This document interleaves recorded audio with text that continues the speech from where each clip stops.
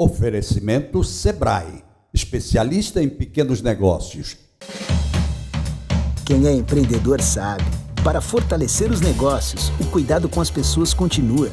Por isso, cuide do seu estabelecimento, higienize seus produtos, conscientize a sua equipe e proteja os seus clientes. Tome conta do seu negócio e conte com o Sebrae para auxiliá-lo nos protocolos de saúde. Acesse sebrae.com.br/cuidados e saiba mais. Sebrae, a força do empreendedor brasileiro.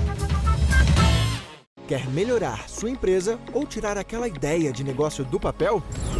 Conheça o Hub Sebrae e acesse nossos serviços de forma prática na palma da mão.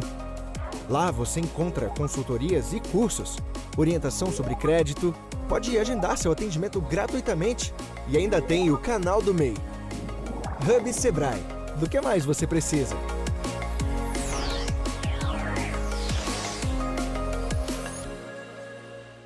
Alô, meus amigos, mais um bate-papo com o Geraldo Câmara, né? No Armazém Guimarães. Armazém Guimarães bom. Bom para receber gente boa também, né? E vocês sabem que isso eu cuido. Eu cuido muito de vocês, porque vocês merecem gente boa. Vocês merecem gente que tem assunto, que tem o que dizer, o que conversar, o que somar. Eu acho que esse é o caso de um dos políticos mais inteligentes que nós temos, um dos políticos que mais fizeram por esse estado e que vem fazendo, continua fazendo e vai continuar a fazer, tenho certeza disso, porque o nome dele é nada mais, nada menos do que Ronaldo Lessa, que para mim tem um título muito mais importante do que o ex-prefeito, o vice-prefeito, o governador. Ele é meu amigo, isso é muito importante. Tudo bem, meu amigo? Com certeza. Com certeza, é verdade. Porque é o que fica, né? É o que fica. É o que fica. Os cargos a gente ocupa. É aquela amizade sem interesse. E quando fica as coisas que marcaram também a vida das pessoas. Sem dúvida alguma. Sobretudo quando você, quer dizer, gestor também, porque gestor sim, sem faz. Dúvida. E o legislador que também toma posições claras e que aquilo favorece ao trabalhador, então também funciona. Meu amigo, me diga o seguinte, no momento que nós vivemos, eu estou falando em termos de Brasil, inclusive, o que está mais fácil ou está mais difícil, legislar ou ser executivo? O que está mais difícil nesse país? Olha, a legislação, ocupar esse papel de legislador, ele é uma função colegiada. Sem dúvida. Então, ela, em tese, você tem mais tempo de estudar, tem um assessoramento num prazo maior, que o gestor geralmente é preciso ter mais respostas imediatas. Com certeza. Agora, o que eu acho complicado no legislador é você chegar lá. Quer dizer, a ocupação do cargo do legislador é que cada vez fica mais vulnerável em relação à população, quer dizer, fragiliza esse processo. No caso nacional, eu acho que as corporações, elas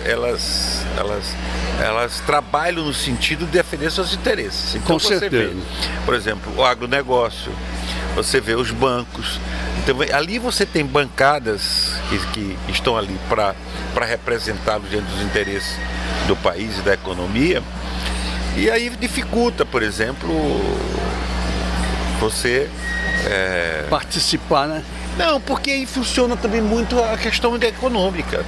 Quer dizer, esses candidatos, geralmente, que representam essas corporações, eles vão à disputa com maior recursos e eles têm uma coisa que o país nosso, como é um presidencialismo, ele se preocupa muito com o prefeito. O eleitor vota para o governador e o presidente, o prefeito, com um determinado olhar. Ele sabe que vai mexer na vida dele. Ele ainda não percebeu, porque nós não somos, por exemplo, nós não somos parlamentaristas, ele não percebe o papel que o parlamentar tem na vida dele, entendeu? Então, isso também atrapalha. Você falou um negócio muito interessante, porque eu sempre fui o defensor grande mesmo do parlamentarismo. E você falou nisso agora. Como é que você enxerga um possível parlamentarismo no nosso país, com os vícios que nós temos? Pois é, ele tem que ser um processo de transição. Eles começaram a transição agora reduzindo os partidos, né? Essa legislação é para isso. Cometeu alguns erros.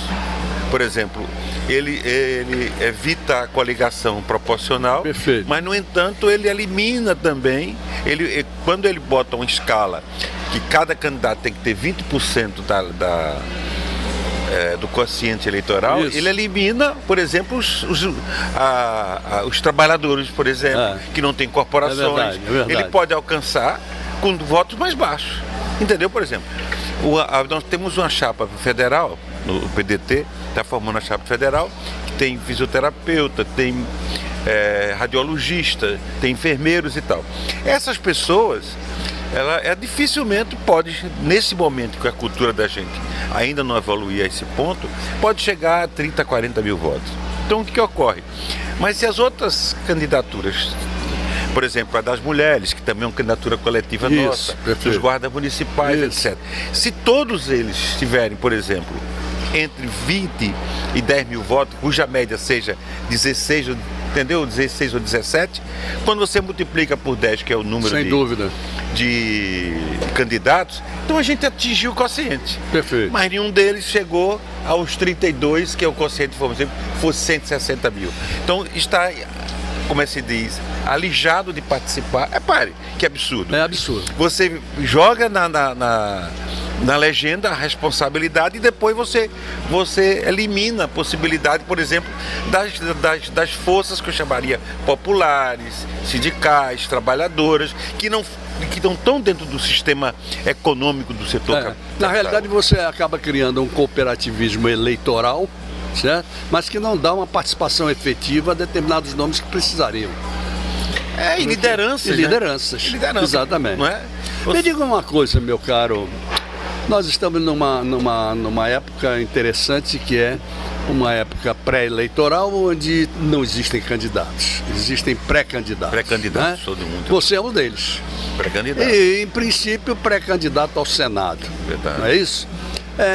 Como é que você enxerga o papel que realmente um senador deve exercer, já que ele é o representante do estado de origem dele e não da população? Exatamente. Essa é a grande diferença que, inclusive, a população Pouco sabe disso. deveria modificar. A diferença do legislador federal para o senador é exatamente isso. O legislador representa um proporcional de habitantes, de eleitores. É o deputado federal. A deputado federal. Exatamente. A mesma coisa do estadual, o vereador e tal. Perfeitamente. Mas o senador é outra instância. É uma instância que não é... Existe no... o Senado, às vezes, existe também no parlamentarismo. Eu não tenho a dúvida. Com uma conotação diferenciada, porque geralmente nos regimes parlamentarismo você tem, às vezes é unicameral, só tem uma Câmara, porque ali você tira o presidente, que é o primeiro-ministro, né, porque o presidente tem outra configuração. Certeza. No nosso caso, quer dizer, o Senado tem um papel de uma Câmara, que a gente chama a Câmara mais alta, porque ela é revisora. Você passa na Câmara, depois ela tem que passar no Senado. Sem a dúvida. 2. Embaixadores não vai para a Câmara, vai só para o Senado. Empréstimo externo não vai para a Câmara, vai só para o Senado. Quer dizer, tem uma série de questões macroeconômicas e políticas da sociedade que é o Senado, já que ele representa os estados. Não, por exemplo, São dúvida. Paulo, com toda a sua pujança de, sei lá, 40 milhões de habitantes, e a gente com 3. No entanto, São Paulo tem 3 representantes, porque é uma unidade federada, e Alagoas é outra unidade. Então isso equilibra a balança. Não só equilibra a balança, como dá a percepção de que a pessoa que ocupar o cargo de senador, no caso são 3 senadores por estado, ela tem que ter um conhecimento muito maior do que... Tem que estar preparado. Por isso que diziam que o Senado só é para os mais velhos, para os mais... Na verdade, os mais experientes. Às vezes tem muitos senadores que já foram governadores. Exatamente. Tem muitos senadores que já passou da Câmara. Enfim, essa é uma revisão, porque cobra-se mais do senador. Muito bem, até porque ele tem que levar para o Senado um conhecimento do estado de origem dele muito maior do que o deputado. Sem dúvida alguma, muito mas maior. com uma visão também Uma visão estadista. de estadista, é isso que Porque eu digo. o país ali está representado naqueles 81 só. Sem São dúvida. 513 É. dos federais. Por exemplo, aí o peso de Alagoas na Câmara às vezes some.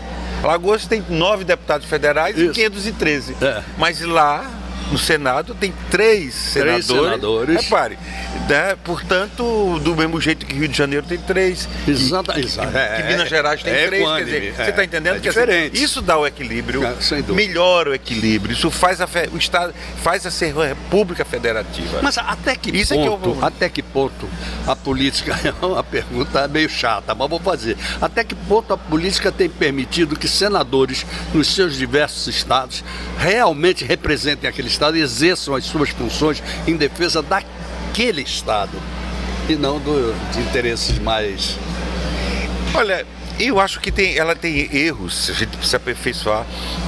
A nossa Constituição nova avançou um bocado, mas ela Com deixou certeza. erros tranquilos. Por exemplo, o senador, ele leva um suplente, que é a mulher do cara, Que ele escolhe. é a prima dele, Exatamente. é qualquer... Você está entendendo? Perfeito. Quer dizer, num outro país, quando o senador não pode, o segundo mais votado entraria. Lógico, Você está entendendo? lógico. Quer dizer, eu acho que isso dava mais valorização à casa, mais força, mais representatividade política. E não vamos dizer assim, uma colocação dessa maneira. Porque aí ela passa um pouco a ser, vamos dizer assim, a você lembrar a monarquia, que é o filho do presidente, tá entendendo? O duque, não sei o quê. Então eu acho que na República o Isso. Senado precisa aperfeiçoar. Isso, olha, a forma isso de que chegar você lá. colocou, isso é perfeito, porque vira o quê?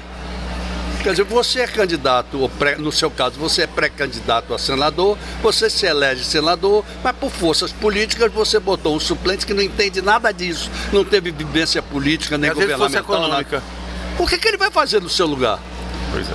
Absolutamente Então são essas coisas nada. que a gente vai ter que corrigir nesse aprimoramento. Agora, é preciso lembrar sempre, tá ruim? Tá. Agora, sabe qual é o caminho? Pela democracia. Mas sempre. Nada por outro sistema. Perfeito. Violência não, ditadura não. Perfeito. É aperfeiçoar, lutar e o povo participar. Perfeito. O povo entender que aquele votinho que ele acha que não vale, aquele votinho vai definir a sua vida futura. É verdade. Não é verdade? É verdade. Então tudo muda em relação a isso. E como é que você está se comportando ou como é que você está enxergando como pré-candidato ao Senado essa situação? Eu acho nesse momento desse debate, eu estou falando muito mais dessas coisas mais Isso. gerais do que nas questões específicas nossas, que a gente precisa. Perfeito. Claro que vai chegar na campanha mesmo eleitoral, Isso. aí você vai dizer porque eu sou diferente do outro e porque eu quero teu voto. Nessa hora vai fazer. Hoje a gente tem que. Eu discuto uma questão mais macro. Por que também é importante discutir essa questão macro? Porque a gente precisa aperfeiçoar o sistema eleitoral. Claro. Isso, aqui, como eu falei, dos equívocos dessa legislação que foi feita para diminuir os partidos, mas que cria algumas deformações. Com certeza. Então, nesse instante, eu acho que é esse o debate. E é isso que está faltando no plano nacional. Muito bom. Hoje a gente tem dois lados odiando um ao Exato, outro. exatamente. Tá entendendo? Quando não tem discussão política, onde não tem debate, onde não tem propostas concretas, a não ser, por exemplo, de alguns candidatos que não estão quer dizer, essa polarização que está Exatamente, existindo exatamente. a nível federal não ajuda o país. De jeito Quer algum. dizer, o Ciro tem um projeto, tem... Sempre E teve. deveria ter outros. Tem, pois é. Mas agora mais concreto, já está publicado. E deve ter outras pessoas que tenham também isso, que melhoraria o debate. O meu candidato é o Ciro, claro. Claro. Se ele for Claro. candidato, se ele chegar até lá. É o nome que o PDT está colocando como pré-candidato. Agora, isso não significa que eu estou excluindo os outros do processo democrático que ajudaria o país. Perfeito. Não adianta você ficar, o Lula é Lula porque não é Bolsonaro. Ou então o outro é do lado de cá porque não é o do lado, para não ser o do lado de lá. Quer dizer, isso não enriquece. Não, de isso jeito não algum. dá substrato político, sabe, social, não avança. Eu acho que isso, no momento, não está sendo útil. Você é vice-prefeito de Maceió e como tal você tem se comportado de uma maneira fantástica, quando todo mundo sabe que você está grudado ali, você está realmente atuante. Você é um vice-prefeito atuante. Tudo que pode, você está lá. Tentando fazer. O que leva você a deixar de ser o vice-prefeito de Maceió e, evidentemente, pretender subir mais. São todas essas teses que você levantou agora? Sim, porque a de Brasil. Pois é, também. Eu acho que a gente tem um compromisso com o Brasil, país, com o nosso Estado. Agora, eu nem deixo. Veja bem, na verdade, eu tenho um mandato. Tenho um mandato de vice e que, vamos supor, que acontecer alguma coisa, ou como, por exemplo, se o prefeito tivesse ido para ser candidato a governador, eu teria que tá lá, sumido, claro. Né? Então, eu não, a minha colocação como pré-candidato e depois se candidato, se assim for a vontade do partido, a gente vai numa alternativa, se a população quiser. Ela pode dizer, não quero. Na verdade, ela vai ter que dizer, não quero, eu prefiro que você fique, já está eleito vice-prefeito, você fica aí, você não vota em você. Agora, se ela acha que eu posso cumprir um outro papel, num outro plano, agora você que é chegou onde eu queria, aí vota. Você agora chegou onde eu queria, porque você disse cumprir um outro papel. E aí então que eu digo, olha, não tem ninguém vendo a gente, só aqui entre nós dois. Deixa ninguém ouvir, não. Ô, João Marcelo, tira tudo aí, não deixa ninguém ouvir, não. Só entre nós dois. Você também poderia, eventualmente, não ser o pré-candidato a senador, mas ser, por exemplo, a governador? Sim, claro. Porque a candidatura majoritária, sobretudo o governador, ainda mais do que o Senado, que o Senado ainda é triplo, né? Você tem 3 vagas, um terço numa eleição, 2 terços na outra, e o governador não, é o gestor, como é o presidente, como é o prefeito, quer dizer, então, se houvesse aí você não é candidato de si próprio. Não, claro que não. Então você é candidato de uma... Mas você não recusaria a oportunidade de talvez... Não, que eu já tinha... Exato. Aliás, eu governei 2 vezes, que ganhei e perdi 2 vezes. É verdade. É a eleição, né? Então empatou, tem que desempatar. Não necessariamente. Você já viu quem está ali assistindo a gente, que vai estar nesse programa? Coisa maravilhosa, né? Não é? Aquela mulher. Ela tem um negócio em comum com nós dois. Nós dois somos muito amigos dela. Gostamos dela, né? Isso né? foi Patrícia Mourão. Daqui a pouco com captada. a gente. Foi captada. Nós roubamos um pedaço do Uruguai, outro pedaço da França, depois lá do Rio de Janeiro e trouxe para cá. E o pior é que ela cativa todo mundo. Todo mundo. E tem ajudado hoje o grande setor da economia da gente, que é uma economia maior de serviços, é o turismo. Não tenha dúvida. O turismo hoje, né? Não tenha dúvida. E ela capitã.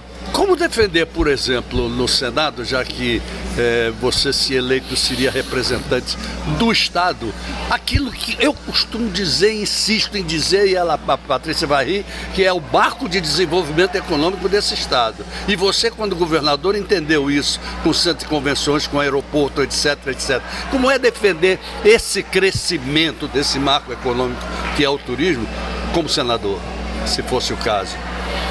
Veja só, nós temos dois patamares. Um é o sistema. Isso. Né? O grande problema da gente, que aí tem a diferença do Nordeste para o Sul, para o Sudeste e tal, é o sistema. O sistema muitas vezes nos engole. Né? A gente está preso a ele. Isso é uma coisa, tem que ter clareza disso, e é por isso que é importante Brasília. Por isso que é importante o pessoal saber que o parlamento influi junto do executivo.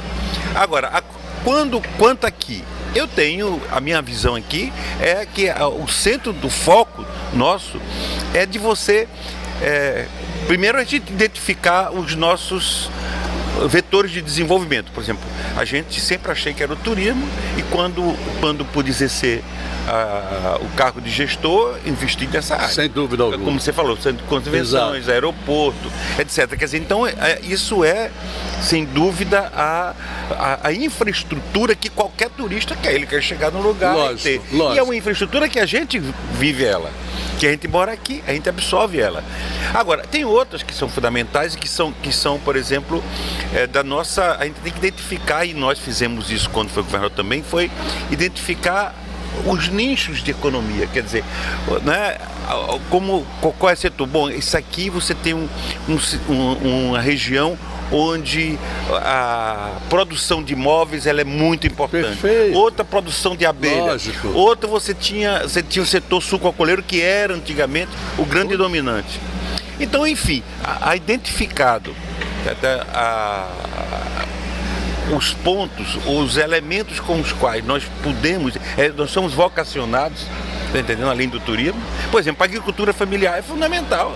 Você está entendendo? Nós somos um estado agrícola, não é um estado industrial. A gente precisa da indústria complementando, mas não é. Então, identificar isso para você tirar Que coisa boa a você diferença. ter vindo ao bate-papo mais uma vez, e nesse período pré. Eu fico danado quando vejo que o tempo, o cara de lá me faz assim, 1 minuto. Eu fico danado da vida.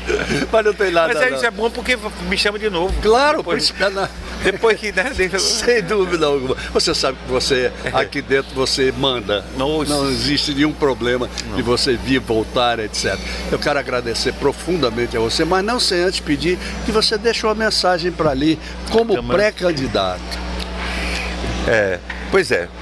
Essa pré-candidatura foi uma coisa também descoberta nova. Tanto o judiciário ela abriu, né? Como apertou-se a campanha e a pré-campanha aumentou. O que na época era, por exemplo, proibido, a pré-campanha está fazendo. Perfeito. Não é verdade? Perfeito. Então o que eu quero a mensagem dizer é o seguinte, que vocês acompanhem isso. Nós só temos uma razão de quem entra em política de fazer, é poder ser capaz de atender. O voto é uma procuração, então até lá, até existir os verdadeiros candidatos, o ideal é Perfeito. você pelo menos acompanhar. Perfeito. Acompanhar. Esse Muito é o meu, obrigado, meu irmão. o meu recado. Um abraço e lhe agradecer. Nada, não me pela mais agradeça oportunidade nunca. de estar aqui. Muito obrigado. Obrigado mesmo por ter vindo. Nós vamos até aí os nossos comerciais. Lembrando do Sebrae, viu? Hoje estive com o Marcos Vieira, que botou os projetos do Sebrae lá em cima. Então vamos lá. Quem é empreendedor sabe. Para fortalecer os negócios, o cuidado com as pessoas continua. Por isso, cuide do seu estabelecimento, higienize seus produtos, conscientize a sua equipe e proteja os seus clientes. Tome conta do seu negócio e conte com o Sebrae para auxiliá-lo nos protocolos de saúde. Acesse sebrae.com.br/cuidados e saiba mais. Sebrae, a força do empreendedor brasileiro. Quer melhorar sua empresa ou tirar aquela ideia de negócio do papel? Conheça o Hub Sebrae e acesse nossos serviços de forma prática na palma da mão. Lá você encontra consultorias e cursos, orientação sobre crédito, pode agendar seu atendimento gratuitamente e ainda tem o canal do MEI. Hub Sebrae. Do que mais você precisa?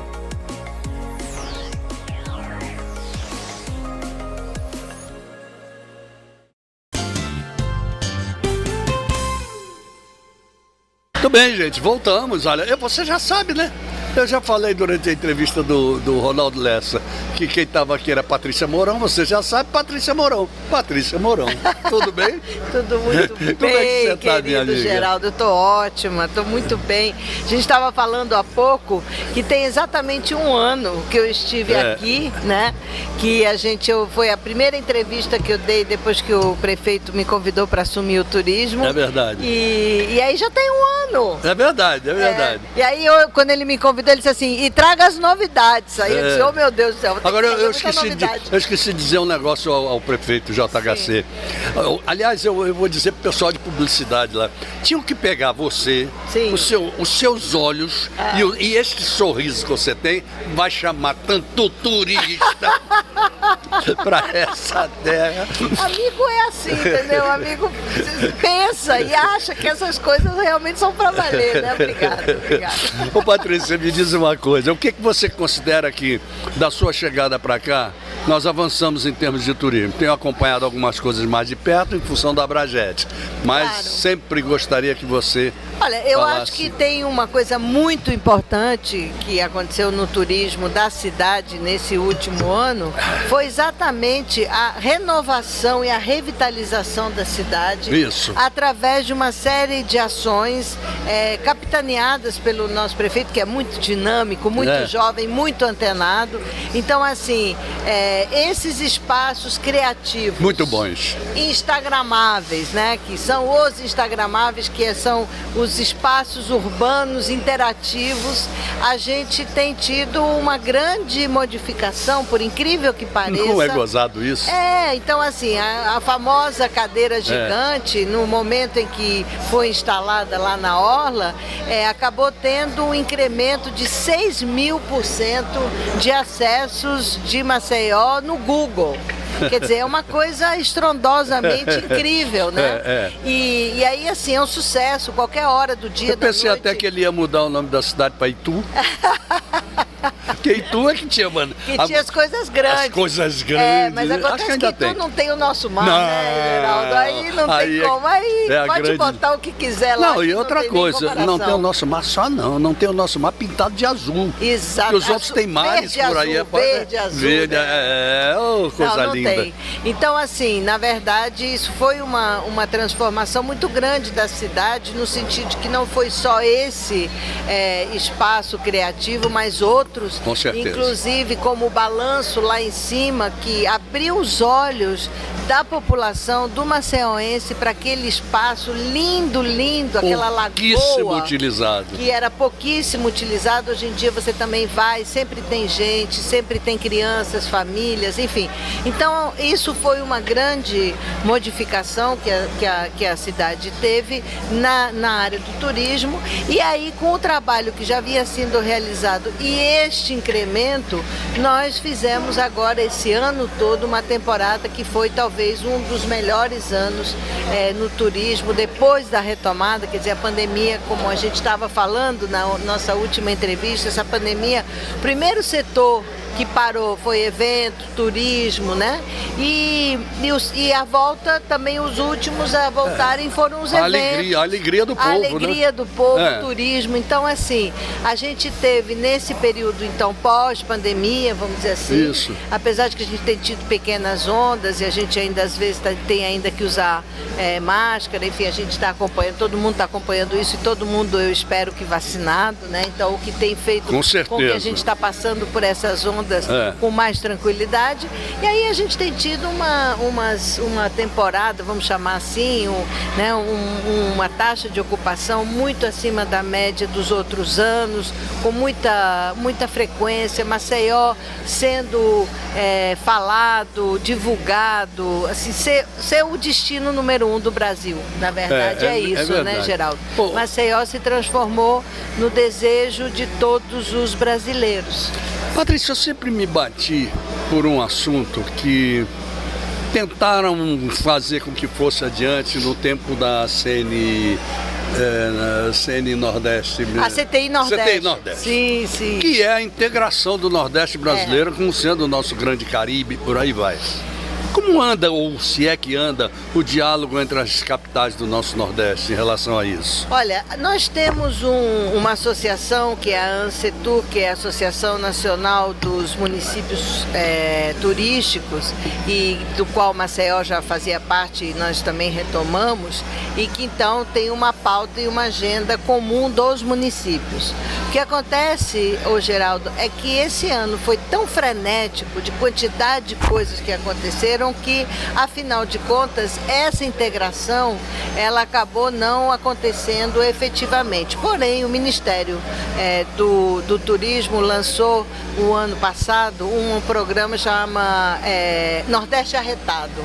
E aí então tinha Maceió, João Pessoa, Recife e acho que Natal. Então a ideia era e continua sendo essa junção, essa ligação, tanto aérea quanto e principalmente rodoviária, porque é o que a gente tem visto. Por que a gente também nos feriados grandes a gente tem tido um grande incremento de taxa de ocupação? É porque as passagens aéreas estão caras, claro, mas as pessoas querem viajar, então pegam seus carros, às vezes vêm de ônibus, às vezes contratam um ônibus, né? Alugam um ônibus e vêm fazer Você sabe o que eu defendo demais com o rodoviário? Sempre achei que tinha que ser, em termos de Nordeste, era se criar o charter. Claro. O charter rodoviário. O charter rodoviário, mas eu vou te dizer, a CVC tem começado também a trabalhar essa coisa do charter rodoviário, como também começando a fazer um pouco essa ideia que eu acho também muito legal, que é o seguinte, você entra, por exemplo, em Salvador,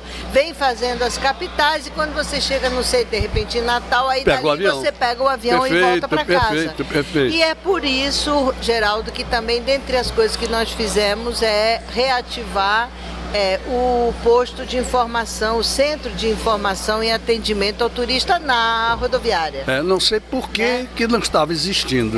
Não sei. É um lugar que também a gente tem um fluxo importante de turistas, a nossa média é em torno de 55 mil passageiros turistas por mês, o que é bem significativo, né? E então a gente precisava de justamente voltar a ter o centro de atendimento ao turista na rodoviária. Eu acho que rodoviária, aeroporto e por aí vai, né? Exatamente. Porque é necessário fazer alguma coisa nesse sentido sempre, né? Como tentar colocar fora do estado, né? Que também essa é uma grande jogada. Claro. E para isso a gente tem contado muito com o nosso secretário de comunicação, o Lininho, que é um grande parceiro do turista. Às vezes eu brinco com algumas pessoas dentro do governo que eu digo, esse é um agente do turismo infiltrado na cultura, na SUDES, né? E temos na comunicação. E tudo é turismo. Claro. Né? É sempre uma atividade que motiva, encanta, estimula as pessoas. Quando você entrou e inclusive em algumas reuniões das quais eu participei com o conselho do Maceió Convention, você prometeu ficar super ligada no que diz respeito à infraestrutura do município. Sim. Para facilitar o nosso turismo. O que avançou nisso? Olha, eu acho que uma das coisas que nós fizemos durante o período, mais ou menos, começou no final de agosto e foi até, finalizou mesmo, as obras dessa parte, vamos dizer assim, finalizaram em novembro, foi uma grande revitalização da orla de Maceió. Certo. Porque as pessoas podem não ter observado, mas na verdade, se você pega todo mundo observa isso. Né, se você observar, inclusive os números, a quantidade de bancos que foram recuperados, toda a parte da área esportiva, é importante também falar, porque o turismo e o esporte estão cada vez mais juntos, né, na Secretaria de Turismo e Esporte. Então, assim, todos os espaços esportivos da orla foram todos eles reorganizados, estão todos ocupados, atuantes, vibrantes, né? Você passa qualquer hora do dia e até da noite, porque a gente tem iluminação dessa área toda e sempre tem gente jogando beach tênis, vôlei, futevôlei, enfim. Eu quero aproveitar para me penitenciar em relação, me lembro de 2 ou 3 reuniões que estivemos juntos do Maceió Convention, e eu estive junto com os meus pares naquela questão de separar as secretarias, Secretaria de Turismo e Secretaria de Esporte. Da última vez que se tocou nesse assunto, você defendeu a tese da permanência do esporte junto ao secretariado de uma maneira tão brilhante que eu passei a adotar também. Eu acho que não tem que separar mesmo, não. Eu acho que tem muito a ver, muito a ver, até porque você veja que o Maceió Convention agora abre uma nova possibilidade de fazer Maceió para eventos esportivos. Isso, exatamente. Que já são praticados e nós já temos muitos eventos turísticos, nós já temos tido esse ano um grande evento de surf que foi muito recente, muito bom, exatamente. Que foi nacional. A gente está tendo outro que faz parte do campeonato nacional no dia 14 e 15 de julho. A gente recebeu o Beach Handball, que foi também um campeonato mundial, pan-americano. E a gente vai receber o vôlei no circuito Banco do Brasil. O beach tênis, a gente também teve um grande evento de beach tênis nacional. Então, assim, o que acontece? Na verdade, esses eventos todos, inclusive, tem uma coisa incrível, que é uma mídia espontânea. Não tenha dúvida. Extraordinária. Não tenha dúvida. Às vezes as pessoas que não estão muito ligadas no esporte não vêm, não assistem. Mas quem é do esporte conhece. Esse agora, por exemplo, do surf, tinha uma estrutura de divulgação incrível, um stand ali em cima. E aí era o pessoal da Austrália, do Japão, do mundo inteiro assistindo ali o campeonato, vendo as nossas belezas naturais. Então, assim, eu acho que a gente tem que cada vez mais trabalhar. Óbvio que a gente tem algumas deficiências ainda, né? Porque tudo é uma conquista. Normal. Mas eu continuo achando que agora, a gente que deve coisa continuar. boa que eu vi Tá voltando o Maceió Fest. Pois é verdade. Mas é privado. Não, né? eu sei, mas daí? Ah, sim, não. Não Na importa. verdade, até parece Para o turismo que é uma maravilha. fantástico. Bom, É. sendo que a gente não pode deixar, né, Geraldo, de falar do nosso São João. É, Que foi lógico, um sucesso lógico, lógico. incrível e que também teve, além do sucesso de público, além da movimentação de recursos, né, que houve uma avaliação por parte da FEComércio de 100 milhões de reais. Eu acho que quando for feito agora a avaliação pós-evento será muito maior, né? Como também a expectativa de ocupação hoteleira também será maior do que nós já tínhamos, mas o que é incalculável é o que significou em termos de divulgação. Você que é um homem de comunicação, a quantidade Não tenha dúvida. de divulgação, tanto aí voltando ao Lini na comunicação que ele fez, vários outdoors em 3 grandes polos emissores nossos, como também toda essa parte de mídia, de redes sociais, enfim, a gente teve uma fortíssima divulgação não tenha de dúvida. Maceió. Não tenha dúvida. Isso tal história não importa se é privado ou se é Não. público. O que importa é que divulgue. Que divulgue. E que divulgue Maceió e bem. E bem, divulgue com pauta positiva, né? Maceió entrou no Fantástico É verdade. agora do último domingo. Então, assim, são pautas positivas que a gente entra nacionalmente e que, de fato, cada vez elevam mais o nome de Maceió.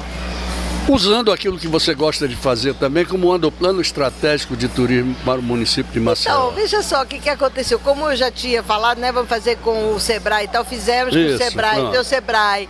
O nosso Sebrae Nosso aqui é Sebrae. parceiro, mas eu quero te dizer o seguinte: com quem o Sebrae não faz parceria? Oh, pelo amor, ainda mais O com o Marcos Vieira à Sebrae, frente. o Marcos Vieira, Aquela figura. o nosso querido Vinícius sem e a dúvida. Renata, que é minha interlocutora Que permanente. foi ministro do turismo. Ministro do Então turismo, não faria. então eles entendem. Então, assim, o que aconteceu? A gente fez com esse apoio em nome do Sebrae, inclusive com uma observação muito importante, que foi o seguinte: na oficina que nós fizemos no Sebrae, toda a diretoria, Marcos Vieira, Vinícius, todos ali, os assessores, Amanda, todos ali, todos os técnicos participando junto com a gente.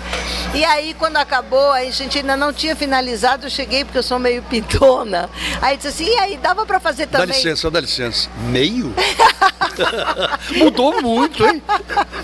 Eu já fico, as pessoas No já bom ficam sentido, até... viu, Olha, eu gente? vou dizer, as No bom pessoas, sentido. as pessoas já ficam até assustadas. Ela não pede nada pra ela, não. Não, Pode ficar tranquilo. não, Mas não, para a função... Não, são sempre... Eu me orgulho de que são sempre pleitos legítimos. Se Ronaldo Lessa ainda estivesse aqui, ele disse, pô, tu lembra quando ela era secretária de turismo do governo do estado e você governador, como pedia? Pedia. Continuo pedindo, porque eu acho que o turismo é isso, também, articulação, É lógico. E apoio, né? Então, o que acontece? Aí cheguei eu, Pidona, pro Marcos e o Vinícius, olha só, será que a gente podia fazer também de esporte? É claro, na hora e tal. Então, o que nós estamos agora finalizando? Sim. Eu espero em muito breve, até o final deste mês, já entregar para a população, que é um dos itens, né, do programa de governo do JHC e do Ronaldo Lessa, é exatamente o plano estratégico de turismo e também o do esporte. E aí nós resolvemos juntar os dois, pois se a Secretaria de Turismo e Esporte, como não? Então, nós estamos finalizando esse documento para poder, então, o prefeito entregar para as federações que participaram, os clubes, as associações, para todas as pessoas do setor de turismo, a gente entregar o nosso plano de turismo. Até porque já defendendo esporte. a tese de que o esporte faz parte mesmo. Exatamente. Né? Então, vamos aguardar, porque essas sempre são as prerrogativas do prefeito de eventualmente resolver fazer alguma reforma administrativa onde haja uma separação. Mas por enquanto estivermos juntos, vamos juntos e vamos cada vez melhor, porque tem uma coisa que tem acontecido na nossa secretaria, exatamente antes tinha uma coisa, logo no início, quando eu cheguei, era assim, turismo aqui, esporte ali. Aí a gente começou a juntar, e agora é uma equipe só, eu tenho muito orgulho da minha agora equipe. Pronto, você chegou num ponto tenho muito orgulho interessante, que é a criação da unidade. Exatamente. Feita a unidade, muda de figura. Exatamente. Então, assim, isso tem sido uma grande alegria para mim de ver essa junção das duas equipes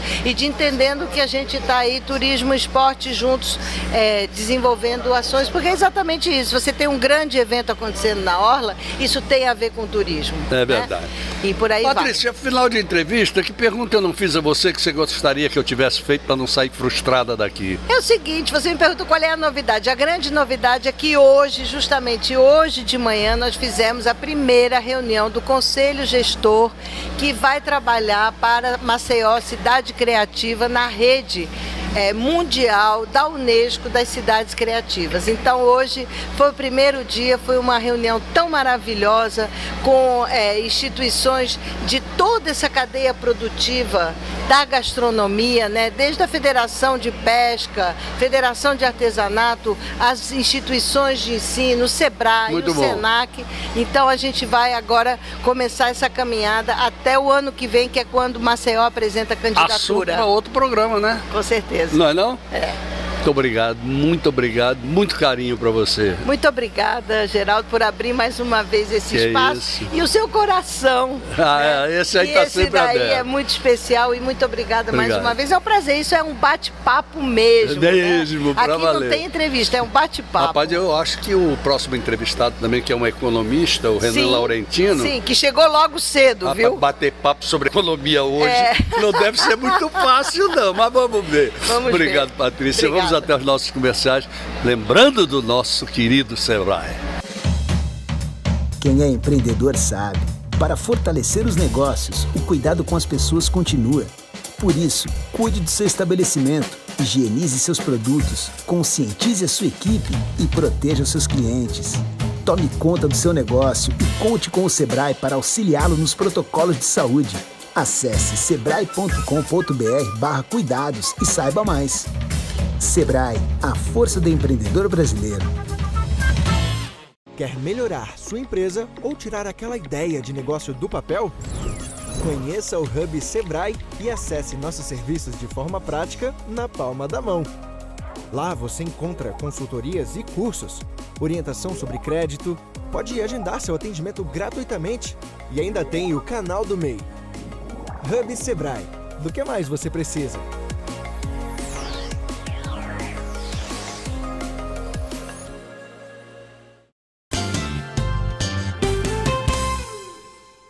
Pois é, gente, você sabe de uma coisa, a gente está de volta ao nosso programa, nós vamos receber aqui, estamos recebendo o economista Renan Laurentino e vamos tentar conversar sobre economia de uma maneira assim um pouquinho diferente. Você sabe que ainda tem gente que confunde inflação com infração? Isso é para a gente continuar bem leve. Renan, como vai você? Muito obrigado, Geraldo, pelo convite.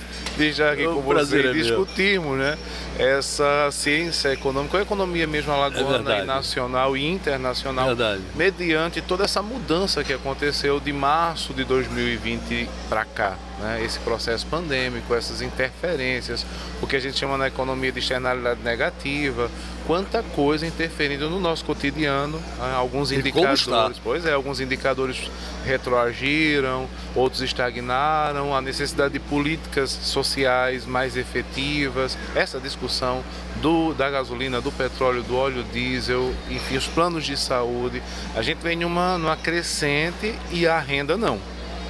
Claro que não. Esse é o grande problema. Pois é, o que nos preocupa é que o preço de gasolina aumenta 79% tal, até agora. E a renda do brasileiro... Aliás, desceu a gasolina ontem. Desceu, eu estou até surpreso. Pois é, vamos falar sobre isso. O que é que acontece, né, dentro das perspectivas políticas e do clamor da sociedade, porque o nosso maior modal logístico é o rodoviário. Ok, agora veja bem, já que já falamos no combustível, já vamos direto nele. Ao ponto. Ao ponto. Ok, a Petrobras, ela trabalha na economia de mercado. Isso. Ok? Muito bem. Aí, não, vamos baixar o ICMS dos estados. Poxa, é a solução. Olha, o que é que acontece? Desde 2016 que a Petrobras entrou nesse regime de preço do mercado internacional. Preço do barril no mercado internacional. Então, dentro dessa ótica, cada vez que vai elevando-se, eleva-se aqui também. Para as economias mais fortes, elas conseguem ter uma dinâmica. Para as economias que estão em desenvolvimento, como é o caso da nossa, há um peso. Então, a partir do momento que ela decidiu isso, necessariamente o movimento internacional em cima de dólar, moeda mais forte, nos impacta. Também não dá agora para Petrobras não vai mais trabalhar com essa paridade. Não é assim. Não é da noite para o dia, não, de jeito algum. A Petrobras é uma SA, ela tem ações negociadas em Nova York, na Inglaterra, em Londres. Então isso não pode ser dessa forma. Tem a CVM, né, Comissão de Valores Mobiliários, que regulariza tudo isso. Mas o impacto vem todo em nós. Então a perspectiva do governo atual foi de reduzir, zerar PIS e COFINS, que representam uns 9% do preço da gasolina. Lembrando que o preço da gasolina e do diesel não é só imposto. Claro. Tem a distribuidora, tem o valor da Petrobras, tem o custo dos postos. Então a proposta foi agora pela PLP, né, pelo projeto de lei 18 de 2022, de tirar esse PIS e COFINS do governo federal e diminuir ou manter uma média entre 17% e 18% do ICMS. Dos estados. Mas aí eu pergunto a você, como é que economicamente os estados enfrentam a perda disso? Olha, isso é uma perda de receita. É significativa. Significativa, o ICMS ele faz parte desse bolo arrecadado muito amplo. Perfeito. Então, assim, por exemplo, aqui em Alagoas é 27%. Era 27%. Isso, aí baixar para 18%. Alagoas foi faz parte dos 11 estados que entraram na justiça para tentar tirar isso. Acho que não vai ter êxito. Não. O governo lançou uma contrapartida de, tá, eu tiro essa arrecadação sua, mas você tanto tem decréscimo, tem desconto no pagamento da dívida com a União. Então, assim, é um meio que toma lá da cá. São só 6 meses, né? Mas há um impacto, sim. São só 6 meses.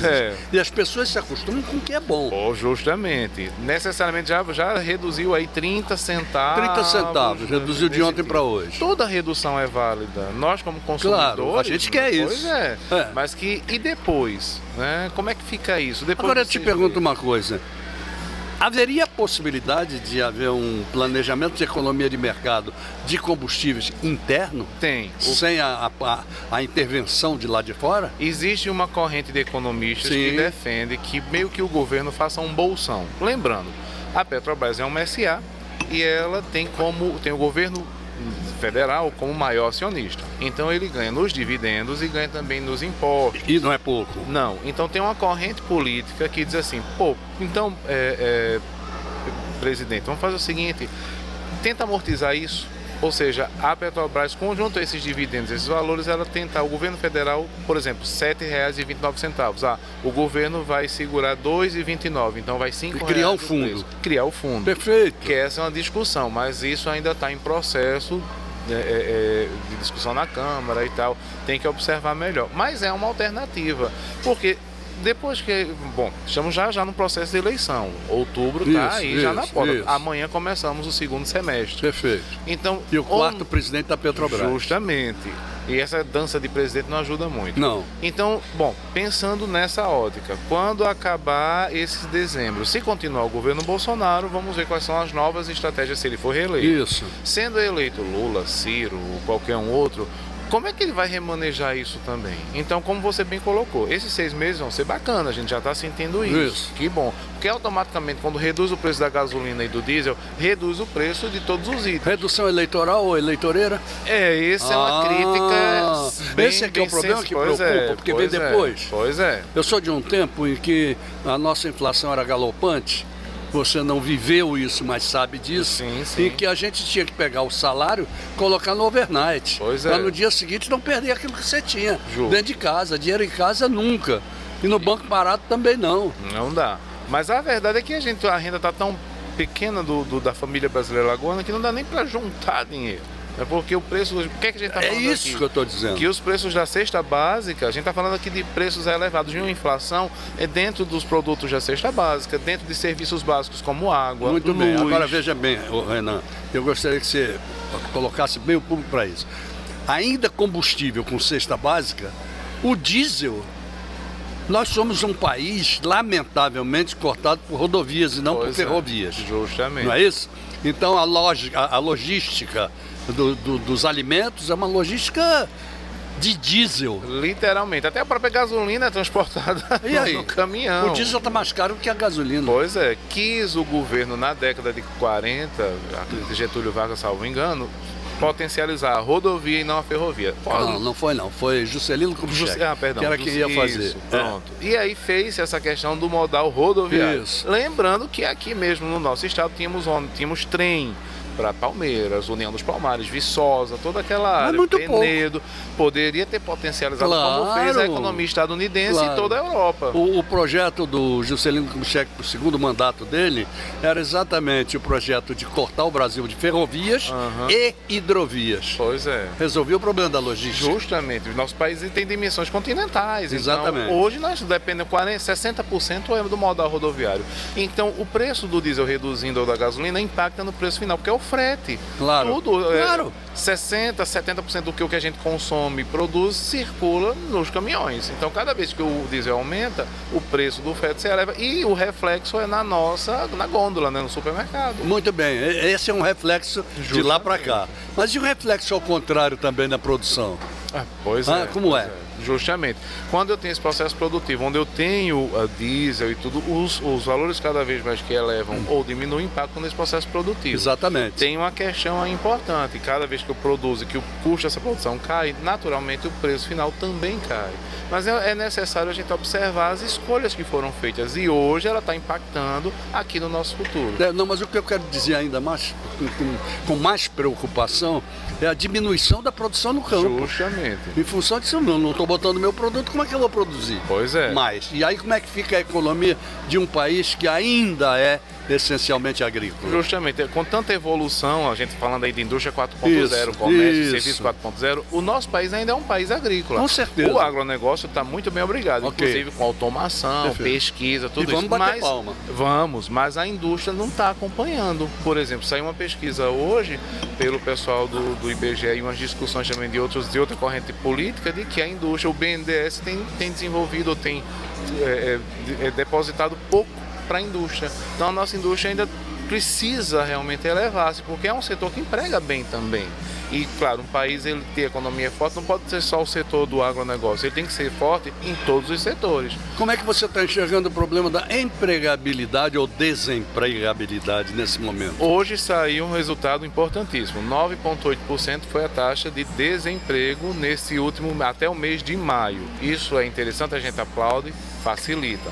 Mas a qualidade do emprego e o valor do salário continua baixo, continua não acompanhando. Quando a gente fala assim, diminuiu a taxa de desemprego, beleza, isso que é importante.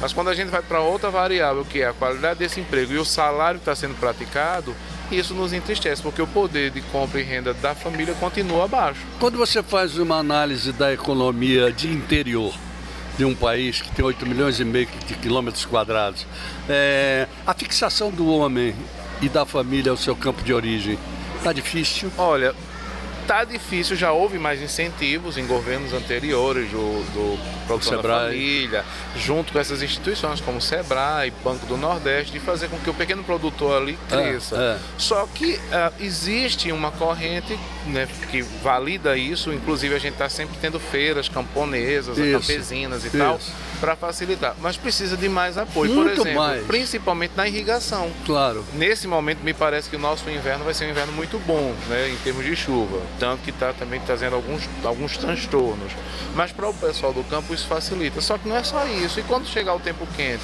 e o acesso à irrigação, à capacitação, tem o Senar também que facilita muito isso, né, que é o da agricultura, o SESC Senat dentro dos implementos agrícolas e máquinas de transporte e tal. Mas a gente precisa potencializar mais. Afinal, Alagoas tem nesse pequeno produtor uma força. Por exemplo, eu fiz uma pesquisa em Rio Largo e boa parte dos produtos que são comercializados em Rio Largo, isso falando de produto de feira mesmo, não vem em Rio Largo.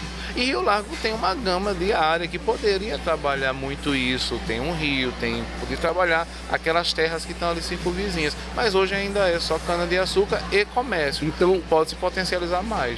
Você é a favor ou contra o cooperativismo? Não, totalmente a favor. Muito bem. Em todos os níveis? Em todos os níveis. Muito inclusive bem. É a união que faz a força, não é o jargão já conhecido e que facilita. Porque o bolo também é melhor compartilhado quando você trabalha no critério de cooperativa. O prejuízo também. Mas a perspectiva é sempre que haja mais lucro e melhor compartilhamento para todos. Se um planejamento cooperativo que envolvesse não só o agro, mas envolvesse as funções de família, etc., acontecesse, melhoraria a economia de interior? Olha, melhoraria toda a ação desenvolvimentista, e quando ela parte de um coletivo fortificado, é sempre importante para todos nós. A gente sabe que aqui em Alagoas tem município que vive do quê? O salário da prefeitura, os aposentados ou esses programas assistenciais. Isso. Bolsa Família agora mudou o nome, que é Ajuda Brasil, alguma coisa assim. Bom, só mudou o nome. Mas isso não pode ser assim. Isso não resolve, é o contrário. Justamente. Você volta ao clientelismo. A gente precisa de prefeitos e vereadores mais exponenciais, que pensem nesses 102 municípios, né? A capital sempre, a capital e Arapiraca saem na frente. Mas os demais precisam dessa mentalidade política e dessa legislação munícipe para que ela realmente funcione e traga essa perspectiva para todos. Um exemplo claro disso, União dos Palmares poderia viver muito bem, obrigado, se ela explorasse melhor a Serra da Barriga. Não tenha dúvida. E, infelizmente, tem algumas secretarias e governo do município que é mais exponencial, que é mais cosmopolita e tal, tem outros que nem tanto. Você viu aqui a Patrícia Mourão, saiu daqui. Na época da inauguração da Serra da Barriga, ela era diretora da Secretaria de minorias, eu era o diretor-geral, trabalhávamos juntos, inauguramos a Serra da Barriga. Pois é. Mas e depois? Não houve, né? Não houve. Houve um levante, tem algumas pessoas que funcionam bem ali, mas são tantas as medidas econômicas que podem intervir positivamente num município, num estado, num país, a gente precisa realmente reativar e enxergar. Lembremos que está no segundo semestre, outubro está aí. Vamos procurar gente que realmente queira e goste de Alagoas. Renan, não vou perder você de vista. Não, por favor. Infelizmente o tempo foi pequeno, ok? Mas a gente vai voltar. Eu agradeço e volto com todo prazer. Inclusive você vai estar na rádio. Na rádio, né? Cidadã do Senado 105.5 conosco no programa Cidadã Informal. Eu queria que você visse conosco um pequeno vídeo do Sebrae de 1 minuto com o Washington Lima, que é um analista. Vamos lá, rapidinho. Oi pessoal, tudo bem? Eu sou o Washington Lima, aqui do Sebrae Alagoas, e eu trago uma oportunidade incrível para você que está aí em casa. Se você já tem empresa e quer colocar um produto novo no mercado, ou se ainda não tem negócio, mas tem uma ideia inovadora, esse é o seu momento. Nós estamos com um programa de aceleração de startups com as inscrições abertas. Nós temos 200 vagas para capacitar e acompanhar projetos inovadores. Nesse primeiro momento não precisa ter CNPJ ainda, você pode entrar só como pessoa física. Então as inscrições estão abertas até o dia 14/6, fecha daqui a pouco. Então eu sugiro que você corra lá para se inscrever. Como é que esse programa vai funcionar? A gente tem 200 vagas para projetos inovadores. Na primeira etapa serão capacitações e mentorias. Na segunda etapa, 100 desses projetos recebem consultorias especializadas com os parceiros do Sebrae. Depois disso, os 20 melhores projetos têm acesso a bolsas de até R$13 mil para colocar essa ideia de negócio para funcionar. Para mais informações, ligue para 0800 570 0800, não perde tempo e faça já sua inscrição. Você viu? É o Sebrae participando, tá vendo? Muito obrigado por ter vindo. Eu é que agradeço. Obrigado mesmo. Muito obrigado a vocês também que... obrigado a vocês também que estiveram conosco até agora e até o próximo sábado, se Deus quiser, com mais um bate-papo com o Geraldo Câmara. Ele mandou dizer que quer. Ele manda, acabou, encontro marcado. Até lá, gente. Oferecimento Sebrae, especialista em pequenos negócios. Quem é empreendedor sabe. Para fortalecer os negócios, o cuidado com as pessoas continua. Por isso, cuide do seu estabelecimento, higienize seus produtos, conscientize a sua equipe e proteja os seus clientes. Tome conta do seu negócio e conte com o Sebrae para auxiliá-lo nos protocolos de saúde. Acesse sebrae.com.br/cuidados e saiba mais. Sebrae, a força do empreendedor brasileiro.